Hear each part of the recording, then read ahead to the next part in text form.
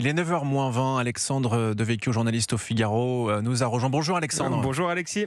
Mardi 3 février, le parquet a requis l'inéligibilité de Marine Le Pen dans son procès en appel. Si les réquisitions étaient suivies, Alexandre, ce qui est probable, celle-ci empêcherait donc Marine Le Pen de se présenter à l'élection présidentielle. Quelles seraient donc les conséquences selon vous pour le parti ? Si l'on en croit les sondages, la candidature de Bardella ne bouleverserait pas la donne.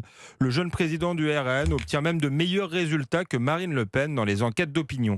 Est-ce à dire qu'en provoquant l'éviction de la finaliste des 2 dernières présidentielles, les juges auraient involontairement aidé le parti à la flamme ?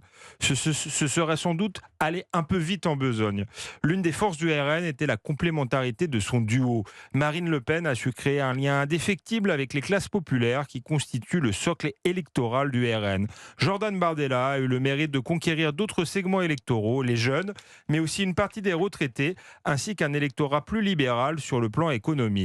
Mais une condamnation de Marine Le Pen pourrait fragiliser le duo. La patronne du RN acceptera-t-elle d'être reléguée au second rang dans la hiérarchie ? Pourra-t-elle vraiment prendre toute sa place dans la campagne avec un bracelet électronique ? Jordan Bardella sera-t-il tenté de prendre toute la lumière et de s'émanciper de ce qu'il pourrait finir par considérer comme une tutelle encombrante ? En outre, la jeunesse de Bardella pourrait être un réel handicap. L'échec cuisant de l'expérience Macron risque en effet d'inciter des électeurs à se tourner vers un profil plus expérimenté que celui du jeune loup nationaliste. Le changement de candidat, Alexandre, impliquerait-il un changement de ligne ?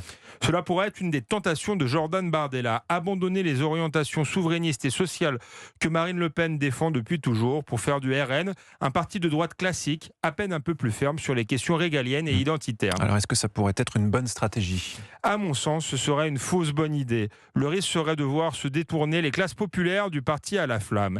S'il doit conquérir de nouveaux électeurs, le RN doit aussi préserver son socle électoral.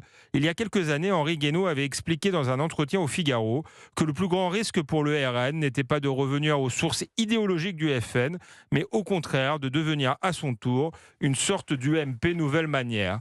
Jordan Bardella, s'il veut l'emporter, devra donc veiller à préserver l'héritage de Marine Le Pen et s'inscrire dans sa continuité. Le plus dur sera de résister à l'hubris qu'une candidature précoce, portée par des sondages flatteurs, pourrait faire naître chez lui. Merci beaucoup Alexandre Devecchio, c'était votre édito. Je rappelle que vous êtes journaliste au Figaro et votre édito on le retrouve sur europe1.fr évidemment.